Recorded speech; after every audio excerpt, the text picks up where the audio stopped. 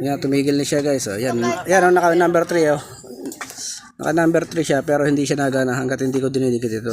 Iba na lang ang bilhin. Oh, didikit natin ulit guys sa ano yun. Kita nyo, pinakamabilis na pagpapower to. Yan. Train pa dalawa. Yan. Yan, ang lakas niya oh. Oh, pag tinanggal ko, wala oh. Ayan, oh, tapos didikit natin na siya ulit. Ito, pinakamabilis. Pagka wala siyang power, ganito lang oh, jumper lang kayo ng isa rito. Papunta dito sa may wire nito.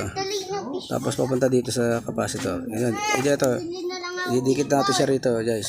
Matamis. Mahangha. Ayan, ang pinakamabilis sa power. Kaya kikiam na lang. Yeah, sa mga gustong matuto dyan, ito pinaka basic. Yan, basic na pagpapakandar ng electric fan. Yan guys, salamat.